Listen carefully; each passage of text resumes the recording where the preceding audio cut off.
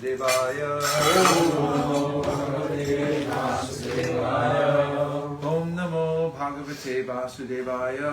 Om Namo Bhagavate Vasudevaya. Narayanam Namaskritya. Narayanam Namaskritya. Nanam Chaiva Narottamam. Nanam Chaiva Narottamam. Devim Saraswatim Vyasam. Devim Saraswatim Vyasam. Tato Jayam Ujiraye. Welcome back to Bhaktivedanta Ashram Studios at Govardhan Hill. We welcome everybody here in the live studio audience and anybody who's joined us online. Thank you very much for coming. Hare Krishna. Hare Krishna. Well, if you joined to hear the Srimad Bhagavatam, you're in luck because we're continuing our reading of the 4th canto. We're now on the 5th chapter. You missed a little bit of action if you're just joining us now, but it's heating up fast. Lord Shiva and his minions have attacked Brigu and the war has ensued. We've been assured, though, that they're not really inimical. They're just testing out their powers. It's a lot to think about. We're taking up at text number 22. So that's 4-5-22 for those who are keeping score at home. Then Virabhadra, the giant-like personality, sat on the chest of Daksha and tried to separate his head from his body with sharp weapons, but he was not successful.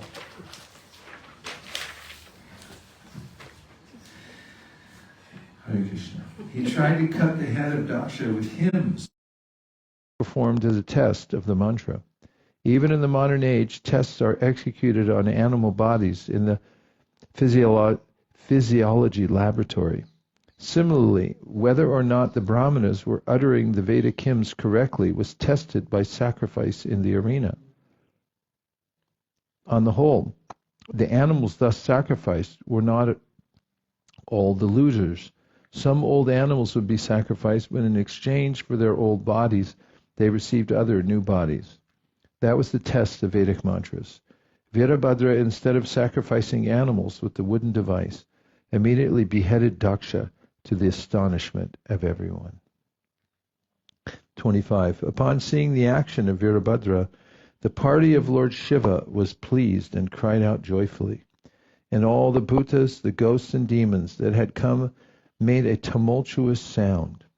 On the other hand, the Brahmanas, who were in charge of the sacrifice, cried out in grief at the death of Daksha. Virabhadra then took the head and, out of great anger, threw it into the southern side of the sacrificial fire, offering it as an oblation. In this way, all the followers of Lord Shiva devastated all the arrangements for sacrifice. After setting fire to the whole arena, they departed for their master's abode, Kailash. Thus end the Bhaktivedanta purports of the 4th canto, 5th chapter of the Srimad Bhagavatam, entitled Frustration in the Sacrifice of Daksha. Bravo! Bravissimo! Chapter 6, Brahmā satisfies Lord Shiva.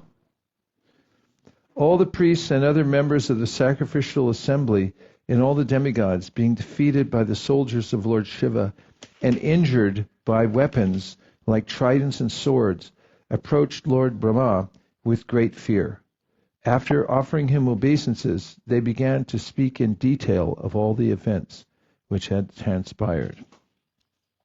Both Lord Brahmā and Vishnu already knew that such events would occur in the sacrificial arena of Daksha, and knowing beforehand, they did not go to the sacrifice. Purport, as stated in Bhagavad Gita, Vedaham samatitani vartamanani charjana, Bhagavad Gita 7.26. The Lord says, I know everything that has happened in the past and is going to happen in the future. Lord Vishnu is omniscient, and he therefore knew what would happen at Daksha's sacrificial arena. For this reason, both Narayan and Lord Brahmā did not attend the great sacrifice performed by Daksha. 4. When Lord Brahma heard everything from the demigods and the members who had attended the sacrifice, he replied, "You cannot be happy in executing a sacrifice if you blaspheme a great personality and thereby offend his lotus feet. You cannot have happiness in that way." Purport: Lord Brahma explained to the demigods that although Daksha wanted to enjoy the results of fruitive sacrificial activities, it is not possible to enjoy when one offends a great personality like Lord Shiva. It was good for Daksha to have died in the fight, because if he had lived, he would have committed such offenses at the lotus feet of great personalities again and again. According to Manu's law, when a person commits murder, punishment is beneficial for him, because if he is not killed, then he might commit more and more murders and therefore be entangled in his future lives for having killed so many persons. Therefore, the king's punishment of a murderer is appropriate. If those who are extremely offensive are killed by the grace of the Lord, that is good for them. In other words, Lord Brahma explained to the demigods that it was good for Daksha to have been killed. 5. You have excluded Lord Shiva from taking part in the sacrificial results, and therefore you are all offenders at his lotus feet. Still, if you go without mental reservations and surrender unto him and fall down at his lotus feet, he will be very pleased. Purport: Lord Shiva is also called Ashutosh. Ashu means very soon, and Tosh means to become satisfied. The demigods were advised to go to Lord Shiva and beg his pardon. And because he is very easily pleased, it was certain that their purpose would be served. Lord Brahma knew the mind of Lord Shiva very well, and he was confident that the demigods, who were offenders at his lotus feet, could mitigate their offenses by going to him and surrendering without reservation. Is that bug zapper on it? I noticed that some little mosquitoes got in here. Most dangerous animal on earth. 6. Thank you. Lord Brahma also advised them that Lord Shiva is so powerful that by his anger all the planets and their chief controllers can be destroyed immediately. Also he said that Lord Shiva was especially sorry because he had recently lost his dear wife, and was also very much afflicted by the unkind words of Daksha. Under the circumstances, Lord Brahma suggested that it would behoove them to go at once and beg his pardon. 7. Lord Brahma said that no one, including himself, Indra, all the members who were assembled in the sacrificial arena, and all sages, could know how powerful Lord Shiva is. Under the circumstances, who would dare to commit an offense at his lotus feet? Purport: After Lord Brahma advised the demigods to go to Lord Shiva and beg his pardon, it was suggested how he should be satisfied and how the matter should be placed before him. Brahma also asserted that none of the conditioned souls, including himself and all the demigods, could know how to satisfy Lord Shiva. But, he said, it is known that he is very easily satisfied, so let us try to satisfy him by falling at his lotus feet. Actually, the position of the subordinate always is to surrender to the Supreme. That is the instruction of Bhagavad Gita. The Lord asks everyone to give up all kinds of concocted occupations and simply surrender unto him. That will protect the conditioned souls from all sinful reactions. Similarly, in this case, Brahma also suggests that they go and surrender unto the lotus feet of Lord Shiva, for since he is very kind and easily satisfied, this action would prove effective. After thus instructing all the demigods, the Pittas, and the lords of the living entities, Lord Brahma took them with him and left for the abode of Lord Shiva, known as Kailas Hill. Purport: The abode of Lord Shiva, which is known as Kailas, is described in the 14 verses which follows. The abode known as Kailas is full of different herbs and vegetables, and it is sanctified by Vedic hymns and mystic yoga practice. Thus the residents of that abode are demigods by birth and have all mystic powers. Besides them, there are other human beings who are known as Kinnaras and Gandharvas, and are accompanied by their beautiful wives, who are known as apsaras, or angels. Kailas is full of mountains, which are filled with all kinds of valuable jewels and minerals, and surrounded by all varieties of valuable trees and plants. The top of the hill is nicely decorated by various types of deer. There are many waterfalls, and in the mountains there are many beautiful caves in which there are very beautiful wives of the mystics are found. On Kailas Hill, there is always the rhythmical sound of the peacocks' sweet vibration and the bees humming. Cuckoos are always singing, and other birds whisper amongst themselves.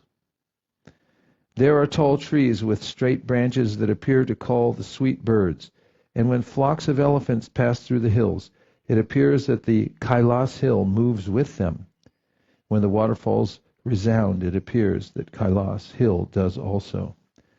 The whole of Kailas Hill is decorated with various kinds of trees, in which the following names can be mentioned: Mandara, Parijata, Sarala, Tamal, Tal, Kovidara, Asana, Arjuna, Amrajati, mango, Kadamba, Tuli Kadamba, Naga, Punaga, Champak, Patala, Ashok, Bakula, Kunda, and Kurabakas. The entire hill is decorated with such trees which produce flowers with fragrant aromas. There are other trees also which decorate the hill, such as the golden lotus flower, the cinnamon tree, Malati, Kubja, Malika, and Madhavi. Kailas Hill is also decorated with such trees as Kata, jackfruit, Julara, banyan trees, plakshas, nyagrodas, and trees producing asafoetida. Also, there are trees of betel nuts and burjapatra, as well as rajapuga, blackberries, and similar other trees. There are mango trees, priyala, manduka, and inguda. Maduka. Besides these, there are other trees like thin bamboos, kichaka, and varieties of other bamboo trees, all decorating the tract of Kailas Hill. There are different kinds of lotus flowers, such as kumuda, utpala, and shatapatra. The forest appears to be a decorated garden, and the small lakes are full of various kinds of birds who whisper very sweetly. There are many kinds of other animals also, like deer, monkeys, boars, lions, rikshas, shalyakas, forest cows, forest asses, tigers, small deer, buffalo, and many other animals who are fully enjoying their lives. There are varieties of deer, such as Karnantra, Ekapad, Ashvasya, Vrika, and Kasturi, the deer which bears musk. Besides the deer, there are many banana trees which decorate the small hillside lakes very nicely. There is a small lake named Alaknanda, in which Sati used to take her bath, and that lake is especially auspicious. All the demigods, after seeing the specific beauty of Kailas Hill, were struck with wonder at the great opulence that was to be found there. Purport.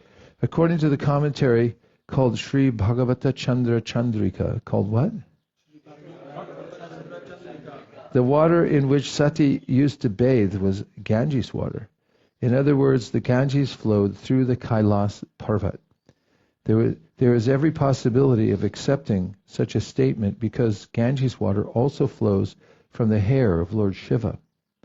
Since Ganges water rests on the head of Lord Shiva and then flows to the other parts of the universe, it is quite possible that the water in which Sati bathed, which was certainly very nicely scented, was Ganges water. 23.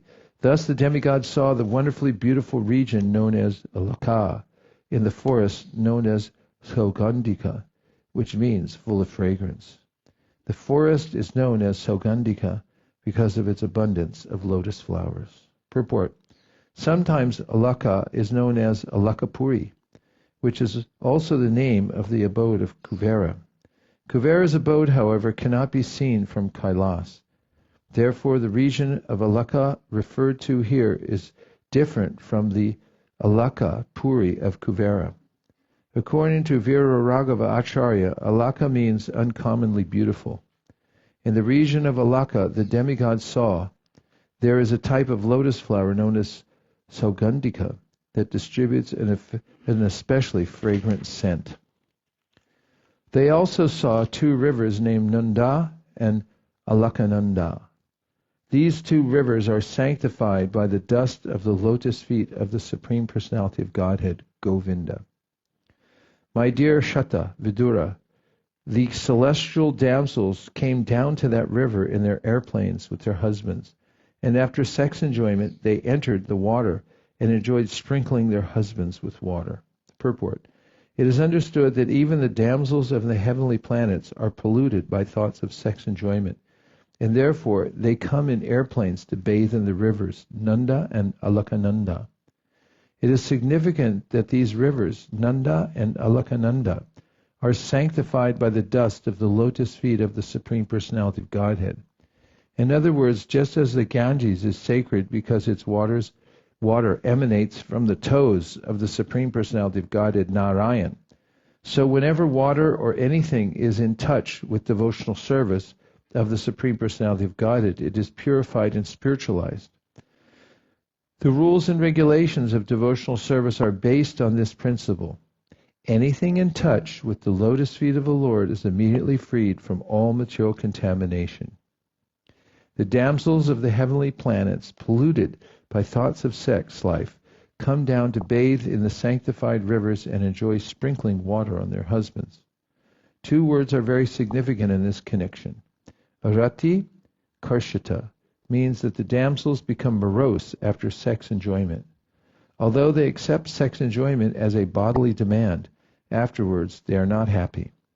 Another significant point in this connection is that Lord Govinda, the Supreme Personality of Godhead, is described here as Tirthapada.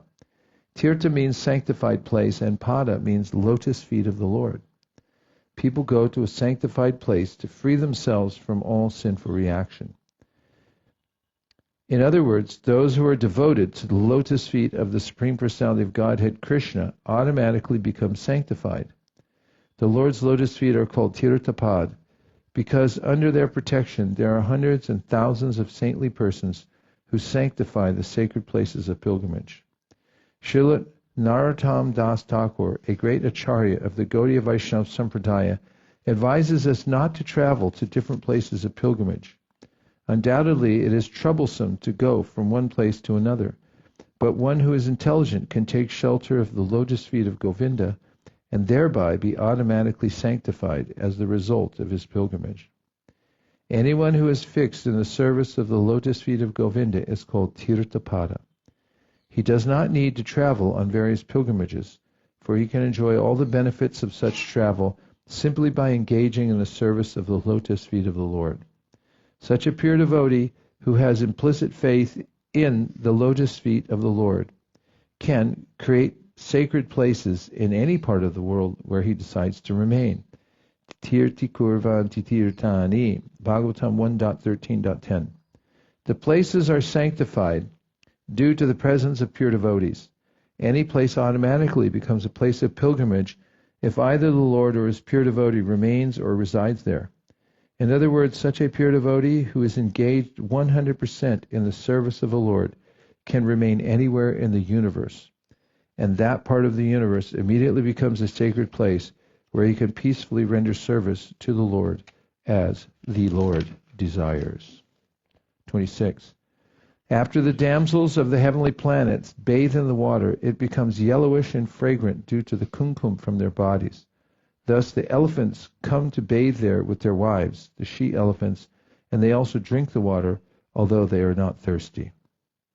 The airplanes of the heavenly denizens are bedecked with pearls, gold, and many valuable jewels. The heavenly denizens are compared to clouds in the sky decorated with occasional flashes of electric lightning.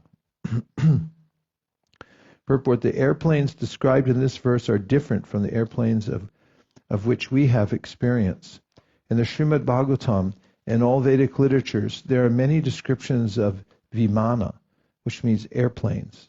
On different planets, there are different kinds of airplanes. On this gross planet Earth, there are airplanes run by machine, but on other planets, the airplanes are not run by machine, but by mantric hymns. They are also used especially for enjoyment by the denizens of the heavenly planets, so that they can go from one planet to another. On other planets, which are called Siddhalokas, the denizens can travel from one planet to another without airplanes. The beautiful airplanes from the heavenly planets are compared here to the sky because they fly in the sky. The passengers are compared to the clouds. The beautiful damsels, the wives of the denizens of the heavenly planets, are compared to lightning. In summation, the airplanes with their passengers, which came from higher planets to Kailas, were very pleasant to look at. 28. While traveling, the demigods passed over the forest known as Saugandhika, which is full of varieties of flowers, fruits, and desire trees. While passing over the forest, they also saw the regions of Yaksheshvara. Purport: Yaksheshvara is also known as Kuvera, and he is the treasurer of the demigods. In the descriptions of him in Vedic literature, it is stated that he is fabulously rich.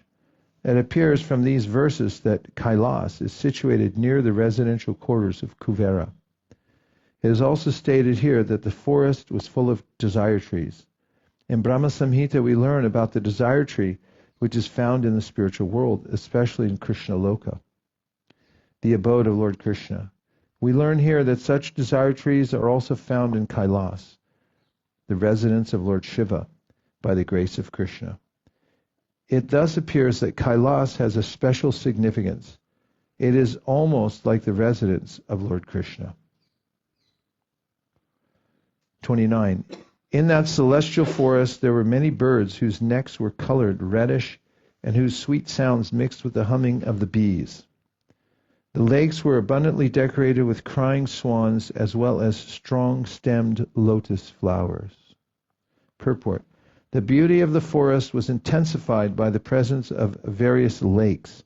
It is described herein that the lakes were decorated with lotus flowers and with swans who played and sang with the birds and the humming bees. Considering all these attributes, one can imagine how beautiful this spot was and how much the demigods passing through enjoyed the atmosphere. There are many paths and beautiful spots created by man on this planet, but none of them can surpass those of Kailas, as they are described in these verses. 30. All these atmospheric influences unsettled the forest elephants who flocked together in the sandalwood forest, and the blowing wind agitated the minds of the damsels there for further sex enjoyment. Purport: whenever there is a nice atmosphere in the material world, immediately there is an awakening of the sexual appetite in the minds of materialistic persons. This tendency is present everywhere within this material world, not only on this earth, but in higher planetary systems as well. In complete contrast to the influence of this atmosphere on the minds of the living entities within the material world is the description of the spiritual world. The women there are hundreds and thousands of times more beautiful than the women here in this material world, and the spiritual atmosphere is also many times better. Yet despite the pleasant atmosphere, the minds of the denizens do not become agitated, because in the spiritual world, the Vaikuntha planets, the spiritualistic minds of the inhabitants are so much absorbed in the spiritual vibration of chanting the glories of the Lord that such enjoyment could not be surpassed by any other enjoyment, even sex, which is the culmination of all pleasure in the material world. In other words, in the Vaikuntha world, in spite of its better atmosphere and facilities, there is no impetus for sex life. As stated in Bhagavad Gita 2.59, Param Drishtva Nivartate.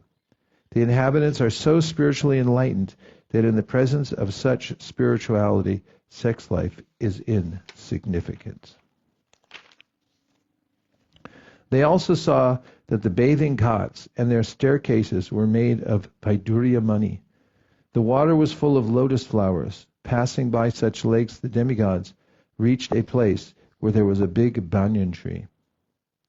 That banyan tree was 800 miles high, and its branches spread over 600 miles around. The tree cast a fine shade which permanently cooled the temperature, yet there was no noise of birds. Purport: generally in every tree there are bird nests, and the birds congregate in the evening and create noise.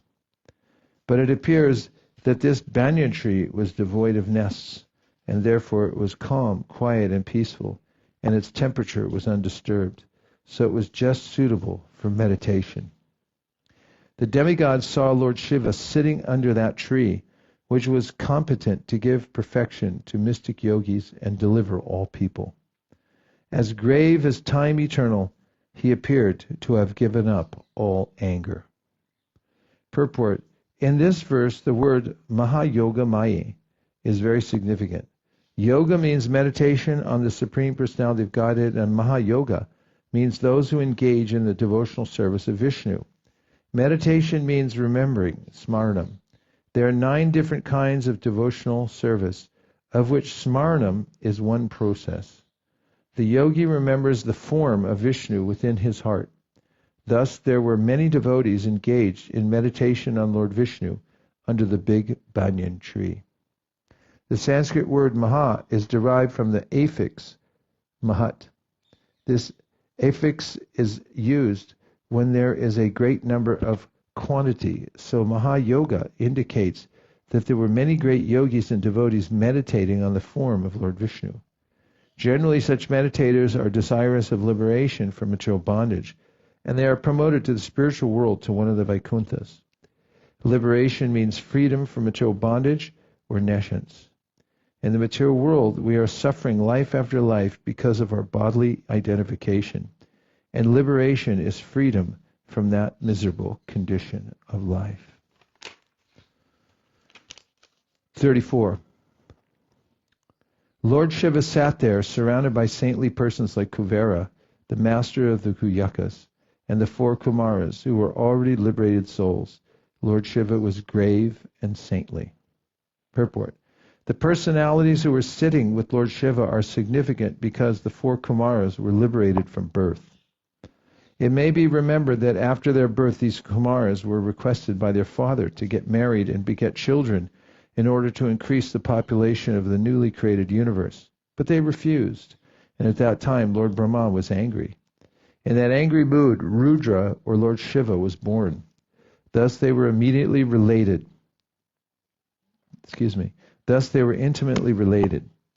Kuvera, the treasure of the demigods, is fabulously rich. Thus Lord Shiva's association with the Kumaras and Kuvera indicates that he has all transcendental and material opulences. Actually, he is the qualitative incarnation of the Supreme Lord. Therefore, his position is very exalted. The demigod saw Lord Shiva situated in his perfection as the master of the senses, knowledge, fruit of activities, and the path of achieving perfection. He was the friend of the entire world, and due to his full affection for everyone, he was very auspicious. Purport: Lord Shiva is full of wisdom and tapasya, austerity. One who knows the modes of work is understood to be situated on the path of devotional service to the Supreme Personality of Godhead. One cannot serve the Supreme Personality of Godhead unless he has achieved full perfectional knowledge in the ways and means of performing devotional service. Lord Shiva is described here as Adishvara. Ishvara means controller, and Adishvara means particularly controller of the senses.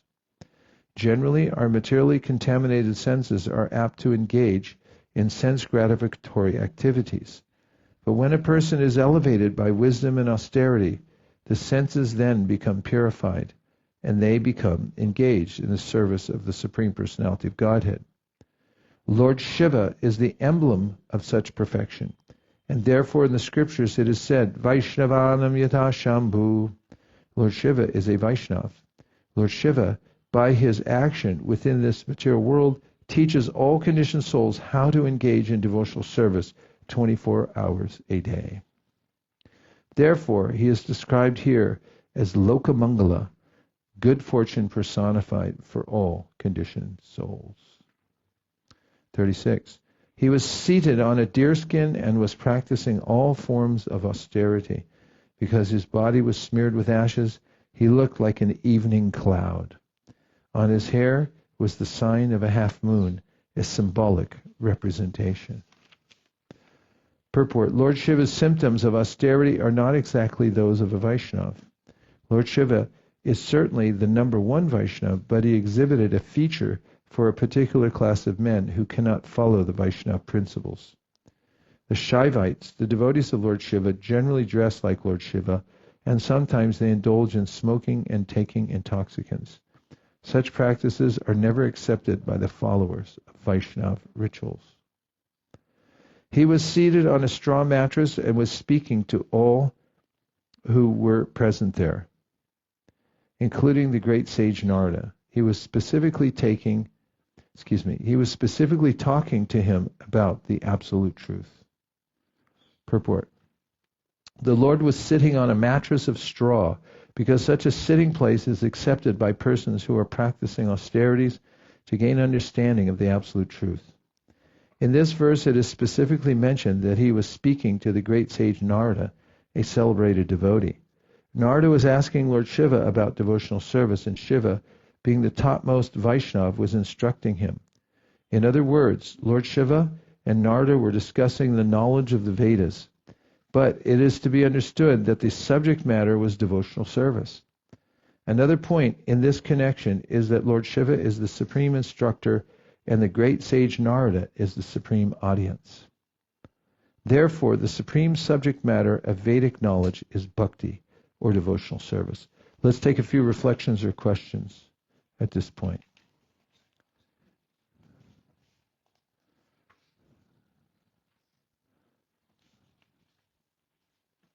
Just the last scene. Before it was Narada who informed Lord Shiva, your wife passed away. She committed, suicide, and Shiva gets angry and creates this demon and the next scene together they talk about Krishna and Bhakti, completely peaceful. Such a contrast. Yeah. Great Vaishnavas. It is amazing.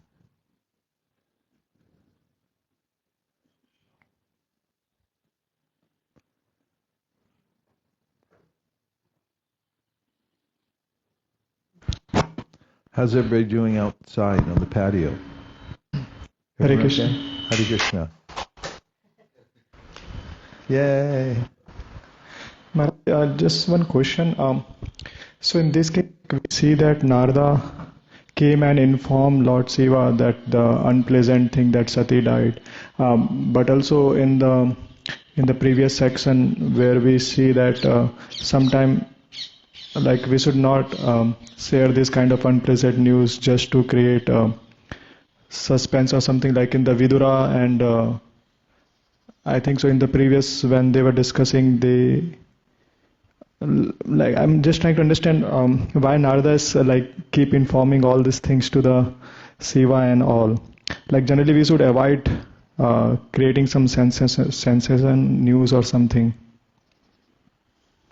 Well, Narada is famous for that, and we haven't heard it yet in this commentary, but generally he says he's very upfront with information, and oftentimes people are shocked, but the acharyas assure us that he's moving along everyone's connection with Krishna, one way or another. Like Kamsa's connection to Krishna. He told them, no, he's already out there. You better watch out. And Kamsa got super active, and it was to accelerate the pastime because he wanted to see it go faster. So I can't say in this case exactly, but in general, that's his modus operandi. Oh, Nanda has something. We'll take it. Sorry, thank you. It's true. There was one small statement in one of the purports that indicated that Narada was moving along the pastimes. Is that right? Yeah. Can you find it? I doubt it, but I'll try. Okay. It was not It'll in this satisfy section. Not in this Mukaravinda. section. It was in our previous reading. Previous reading? Just look up in the 4th canto, somebody, Narada. If it's within the confines of the first part of it, you can find it. Yes, Prabhu. Hare Krishna. So the description of the Virabhadra, killing Daksha, that pastime is told as a story. There's a special puja called Virabhadra Puja. They do just to get more auspiciousness whenever they do marriages in some part of the India. And I heard that story first time when I was it was maybe 10-15 years back. But I could reflect upon that. They describe the same thing, how he got originated from Shiva, and what has been described in the Bhagavatam. I just thought of sharing that. Oh, good to know. How interesting. Everything in the culture in India has some connection somewhere. It was that, please go ahead. Yeah. Tiratata. Hare Krishna. Hare Had a little reflection about, because there were 14 verses describing the hill that Lord Shiva was living on, and the mountain area. I was just amazed at how much detail there is and how many species of trees that we don't actually know about, and but they do exist. And so then I thought about, did Prabhupada ever give us scope to go deeper into the Vedas and sort of, because he said part of his mission, 50% wasn't done yet, to establish Varnashram and get society going in a way. Did he ever give us scope to then go deeper into the Vedas to find out a bit more how to, let's say in farming, for example? One thing, just to start off, was that Prabhupada was a student of plants, having been in naturopathy and having a pharmacy. On morning walks, the devotees were telling me when I was in Montreal and we were on a walk, they were saying that when Prabhupada was there, he was almost on a nature walk, pointing out the different kinds of flora and fauna and saying this one does that, that's what this one does. And he also made the comment that there is no such thing as a weed, it's just you don't know how to use it, kind of thing. So in general, Prabhupada had an eye for those types of things. As far as going deeper into Shastra, I don't know specifically about, talking about gardening, farming, and things like that. I'm trying to think of other ways in which he had mentioned doing deeper research, but nothing's coming to mind right now. But I guess anyway, it's the cream of the Vedas, and Prabhupada wanted to establish a generation of Brahmanas who just understood these Vedas, and anything can sort of come from that, right? Uh-huh. I didn't quite understand all I said, uh-huh. I was just elaborating on that further point, that maybe it was also just understanding the Vedic literature, or the Srimad Bhagavatam, and just by hearing this we get perfection, and that society naturally establishes from there. Well, there's nothing wrong with getting important information and corroborating it. For instance, right now with the creation of the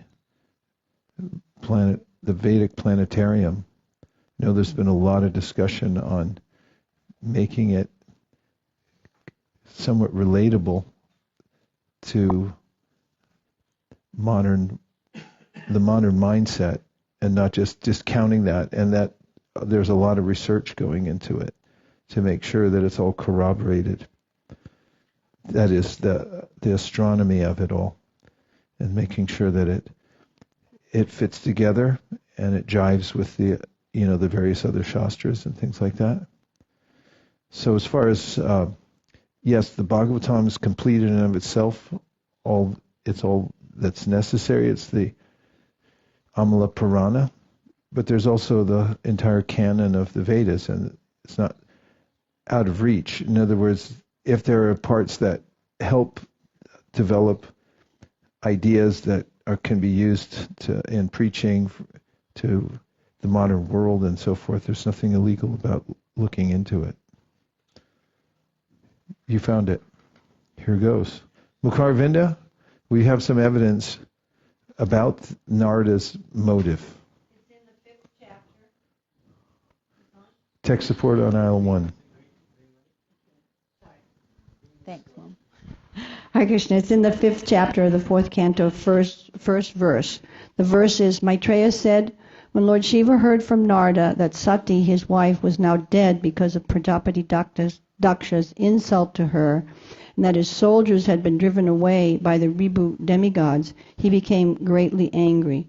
And in the 2nd paragraph of the purport, the first sentence is, when Sati passed away, giving up her body, the news was conveyed by Narada to Lord Shiva. Narada always carries the news of such events because he knows their import. Thank you. Hare Krishna. They didn't need internet.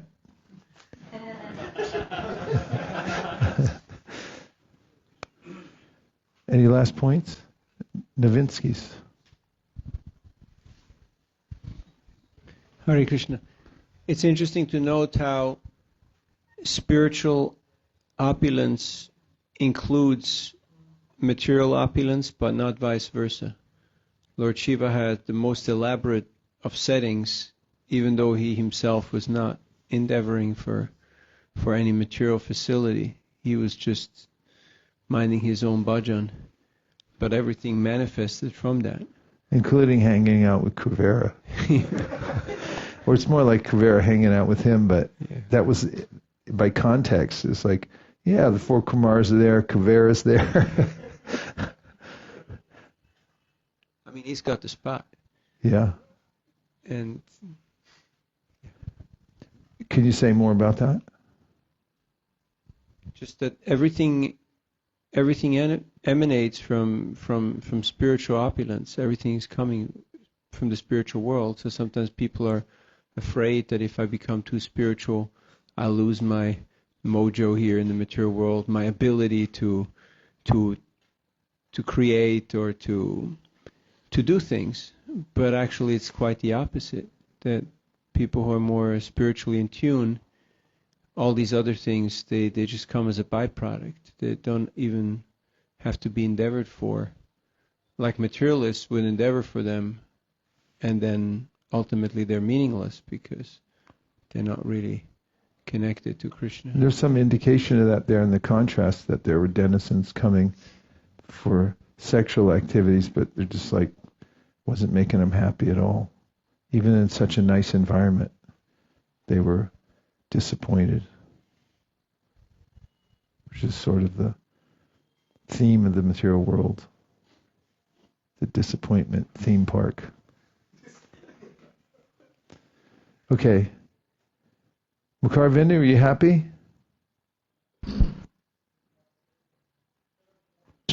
Happy. Okay. Hope there's not a revolt going on out there. So Maharaj, if I understood correctly, that because he knows that it will bring more Krishna conscious or something, that there is a higher purpose, so that's why he's allowed to carry this kind of news. Yes. At least that was my proposition. Yeah. Because now I remember the one thing that I was quoting from the third canto, when Vidura visits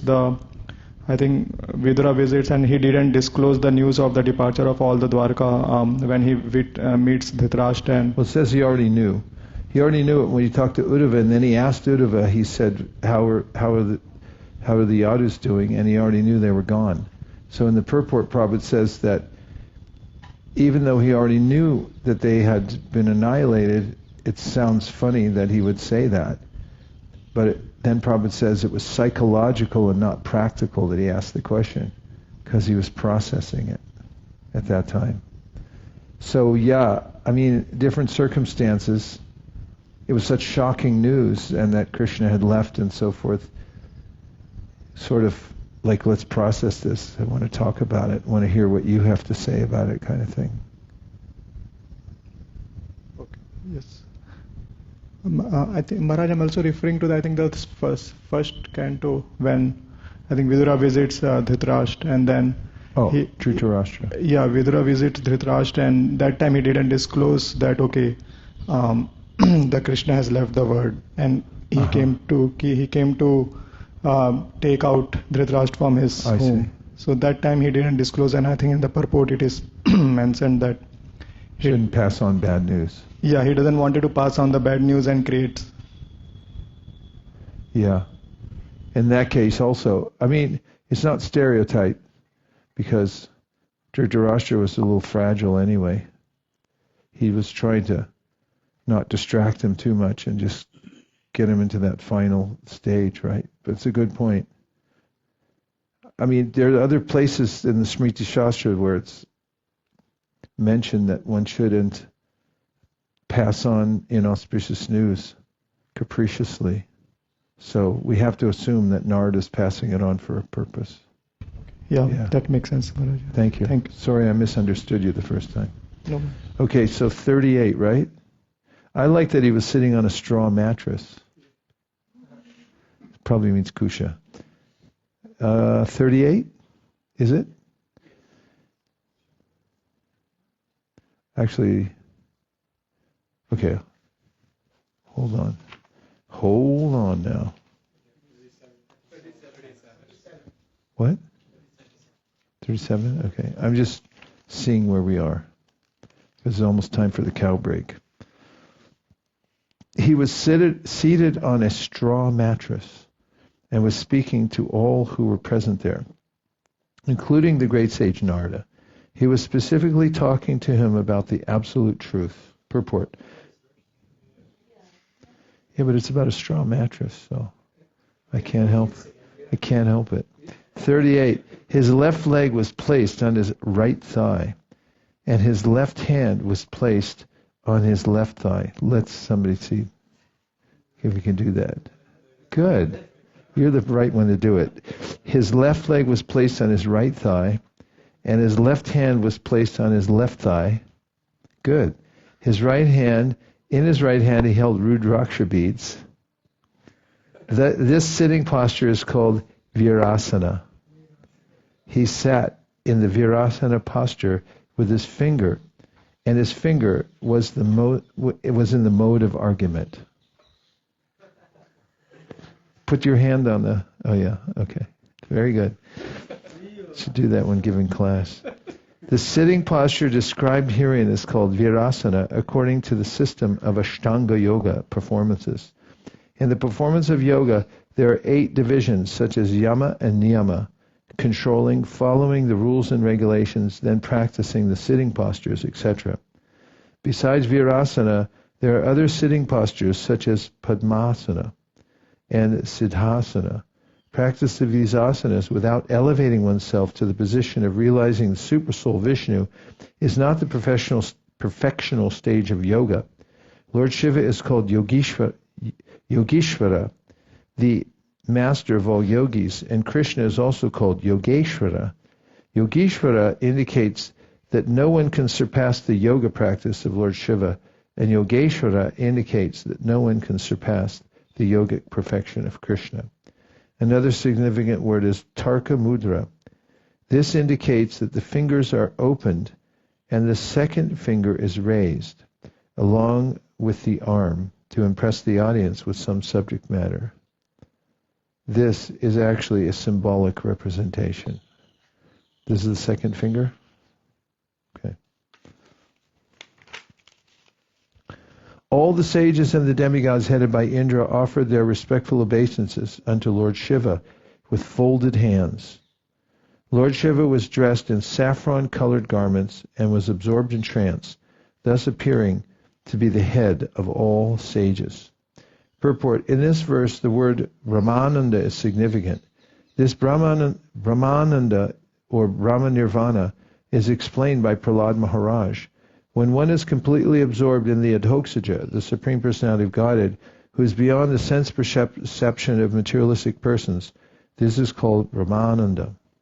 It is impossible to conceive of the existence, name, form, quality, and pastimes of the Supreme Personality of Godhead because he is transcendentally situated beyond the conception of materialistic persons. Because materialists cannot imagine or conceive of the Supreme Personality of Godhead, they may think that God is dead, but factually he is always existing in his Sakchit Ananda Vigraha, his eternal form. Constant meditation concentrated on the form of the Lord is called samadhi, ecstasy, or trance. Samadhi means particularly concentrated attention, so one who has achieved the qualification of always meditating on the personality of Godhead is to be understood to be always in trance and enjoying Brahma Nirvana or Brahmananda. Lord Shiva exhibited those symptoms, and therefore it is stated that he was absorbed in Brahmananda. Another significant word is Yoga Kaksham. Yoga Kaksham is a sitting posture in which the left thigh is fixed under one's tightly knotted saffron-colored garment. Also, the words Manunam Adyam are significant here because they mean a philosopher or one who is thoughtful and can think very nicely. Such a man is called Manu. Lord Shiva is described in this verse as the chief of all thinkers. Lord Shiva, of course, does not engage in useless mental speculation, but as stated in the previous verse, he is always thoughtful regarding how to deliver the demons from their fallen condition of life. It is said that during the advent of Lord Caitanya, Sadāśiva appeared as Advaita Prabhu, and Advaita Prabhu's chief concern was to elevate the fallen conditioned souls to the platform of devotional service to Lord Kṛṣṇa. Such people were engaged in useless occupations which would continue their material existence. Lord Shiva, in the form of Advaita Acharya, appealed to the Supreme Lord to appear as Lord Caitanya to deliver these illusioned souls. Actually, Lord Caitanya appeared on the request of Lord Advaita. Similarly, Lord Shiva has a sampradāya, the Rudra sampradāya. He is always thinking about the deliverance of the fallen souls as exhibited by Advaita Acharya. And it is time for the cow break. It's now 7 minutes after, so let's come back at 22 after.